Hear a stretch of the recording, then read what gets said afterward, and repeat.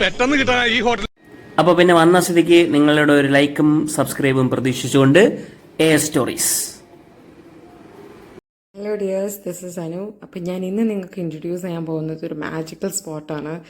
നമുക്കൊരു ഫാമിലി ഔട്ടിങ്ങോ അല്ലെങ്കിൽ ഒരു ഡേറ്റ് നൈറ്റോ ഒരു കപ്പിൾ ഔട്ടിങ് എന്തിനായാലും നമുക്ക് പ്രിഫർ ചെയ്യാൻ പറ്റിയ ഒരു ബെസ്റ്റ് പ്ലേസ് എന്ന് പറയാം. പൊതുവേ നമുക്കൊരു ഈവനിങ് ടൈമിൽ നമ്മളിപ്പോൾ ഏതെങ്കിലും ഒരു റെസ്റ്റോറൻറ്റിലോ അല്ലെങ്കിൽ ഔട്ടിങ് ചെന്നിരിക്കുന്ന സമയത്തിൽ ചെറുതായിട്ടൊരു മഴ പെയ്യുമ്പം കിട്ടുന്നൊരു സന്തോഷമുണ്ടല്ലോ, ആ ഒരു ഹാപ്പിനെസ് നമുക്ക് ഇവിടെ ഫീൽ ചെയ്യാൻ പറ്റും. ഈ റെസ്റ്റോറൻറ്റിൽ നമുക്ക് മെയിനായിട്ട് 2 ഡൈനിങ് സ്പേസ് ആണുള്ളത്. ഒന്ന് ഇതുപോലത്തേതാണ്, ഇത് എക്സ്റ്റീരിയർ ആണ്, ഓപ്പൺ സ്പേസ് പോലെ. അവിടെ ഇവിടെ കുറേ ഈ ലാൻഡൻസ് ഒക്കെ വെച്ച് വളരെ ഭംഗിയായിട്ട് കൊടുത്തിട്ടുണ്ട്. സൈഡിൽ പ്ലാന്റ്സിൻ്റെ സെറ്റപ്പും നടുക്കൊരു ചെറിയ രീതിയിലുള്ള ആ പാർട്ടീഷൻ എല്ലാം നല്ല ഭംഗിക്ക് അവർ ചെയ്തിട്ടുണ്ട്. സോ 2 സൈഡിൽ നമ്മൾ കഴിക്കുമ്പോഴും അതൊക്കെ കാണുമ്പോൾ നല്ല ഒരു ഭംഗിയാണ്. നമുക്ക് ആ ഒരു പ്ലേസിനെ എൻജോയ് ചെയ്ത് കഴിക്കാൻ പറ്റും. പിന്നെ ഈ ഒരു സ്പേസ് ഞാനിപ്പോൾ കാണിക്കുന്ന ഈ ഒരു സ്പേസ് കപ്പിൾസിനോ അല്ലെങ്കിൽ ഫാമിലിക്കോ ഒരു ഫോട്ടോ എടുക്കുന്ന ഒരു ഫോട്ടോ സ്പേസ് പോലെയാണ്. ഇതാണ് അകത്തുള്ള ഡൈനിങ് സ്പേസ്, അതായത് ഒരു ഹട്ടിൻ്റെ അകത്ത് നിന്ന് കഴിക്കുന്ന ആ ഒരു ഫീല്. ഇവിടെ ഇങ്ങനെ ഇടയ്ക്കിടയ്ക്ക് ഇവർ ഈ മിസ്റ്റ് ഇങ്ങനെ സ്പ്രേ ചെയ്തതിന് ശേഷം ശരിക്കും നമ്മൾ നോക്കുമ്പം ഒരു ഫോഗിൻ്റെ ഒരു ഫീൽ കിട്ടും. അതായത് ഇങ്ങനെ മഞ്ഞ് നിറഞ്ഞിരിക്കുന്ന ഒരു ഫീൽ കിട്ടും.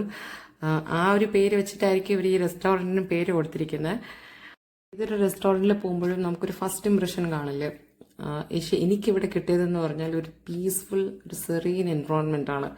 അതായത് വളരെയധികം മൈൻഡിന് ഇങ്ങനെ പീസ്ഫുള്ളായിട്ട് തോന്നിക്കുന്ന ഒരു ഫീലാണ് എനിക്കിവിടെ കിട്ടിയത്.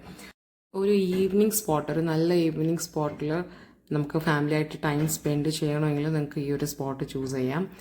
നമ്മൾ കാണുന്നത് മിസ്റ്റാണ് അവർ സ്പ്രേ ചെയ്യുന്നത്. നമുക്കൊരു ഫോഗിൻ്റെ ഒരു ഫീൽ കിട്ടും. കുഞ്ഞുമക്കളെ കൊണ്ടുവരികയാണെങ്കിൽ അവർക്ക് അങ്ങോട്ടും ഇങ്ങോട്ടും ഓടി നടക്കാനൊക്കെ ഒരുപാട് സ്ഥലങ്ങളുണ്ട്. ഇപ്പോൾ ഇതെൻ്റെ മോളാണ്, അവൾ ഏതെങ്കിലും ചെടിയിലൊന്ന് വെറുതെ വിടുമോ എന്ന് ആലോചിച്ചുകൊണ്ടിരിക്കുകയാണ്. ഞാൻ ഒന്നിനെയും വെറുതെ വിടുന്നില്ല. ഇനി ഇതിനൊക്കെ ബില്ല് കെട്ടിയിട്ട് വേണം പോവാൻ, ആ രീതിയിലായി.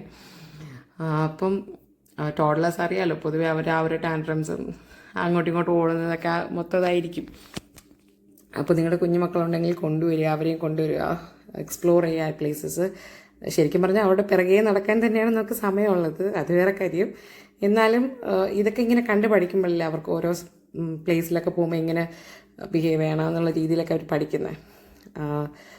നമുക്കിത്തിരി പാടാണ് എന്നാലും. പിന്നെ വേറൊരു കാര്യം എനിക്ക് തോന്നിയത്, പുതിയ റെസ്റ്റോറൻ്റ് ആയതുകൊണ്ട് തന്നെ മെനു ഇത്തിരി കുറവാണ്. അതായത് ലിമിറ്റഡ് ആയിട്ടുള്ള ഐറ്റംസ് ഉണ്ട്, മെനു ഇത്തിരി കുറവാണ്. മക്കൾ ടോഡ്ലർ പരുവത്തിലേക്ക് എത്തുമ്പം ശരിക്കും പാരൻസിന് അവരെ ഒന്ന് പുറത്ത് കൊണ്ടുപോവുക, ഔട്ടിങ് കൊണ്ടുപോകുന്നതാണ് വളരെയധികം ചാലഞ്ചിങ് ആയിട്ടുള്ള ഒരു സ്റ്റഫാണ് കേട്ടോ. കാരണം നമുക്ക് നമ്മൾ പോയ സ്പേസ് നമുക്കൊന്ന് എൻജോയ് ചെയ്യാൻ പറ്റത്തില്ല, നമുക്ക് എക്സ്പ്ലോർ ചെയ്യാൻ പറ്റത്തില്ല.